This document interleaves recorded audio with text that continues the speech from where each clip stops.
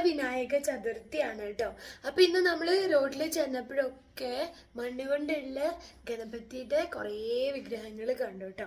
അപ്പം അവരിത് പൂജയൊക്കെ ചെയ്തതിന് ശേഷം അവർ തന്നെ മണ്ണിന്റെ വാങ്ങി അതിന് കളറൊക്കെ കൊടുത്ത് ഡെക്കറേറ്റ് ചെയ്ത് നമ്മൾ വരലക്ഷ്മിയുടെ ഡെക്കറേറ്റ് ചെയ്തില്ലേ, അതേപോലെ ഡെക്കറേറ്റ് ചെയ്തിട്ട് പൂവൊക്കെ വെച്ച് മാലയൊക്കെ ഇട്ട് കൊടുത്ത് ഉണ്ണി ഗണപതിനെ ഒരുക്കിയിട്ട് പിന്നെ പൂജ ചെയ്ത് മന്ത്രമൊക്കെ ചൊല്ലി പ്രസാദമൊക്കെ ഉണ്ടാക്കിയിട്ട് നാളെ അത് ഒഴുക്കി വിടുക ചെയ്യാം കേട്ടോ.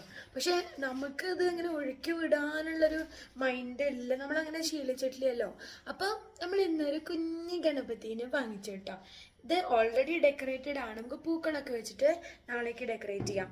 പിന്നെ നമ്മൾ കുറേ സാധനങ്ങൾ നമ്മളെ കൊണ്ട് പറ്റുന്ന പോലെയൊക്കെ വാങ്ങിച്ചു കേട്ടോ. എന്നിട്ട് നമ്മൾ ഓരോന്നോരോന്നായിട്ട് ഇങ്ങനെ വെക്കാണ്. അപ്പോൾ നമുക്ക് വെച്ചിട്ട് കാണാം കേട്ടോ. ഓരോ സാധനങ്ങൾ, കുറച്ച് സാധനങ്ങൾ ഇവിടെയുള്ള ഒരു കുറേ സാധനം വാങ്ങിക്കും കേട്ടോ. എന്നാന്ന് പോലും നമുക്ക്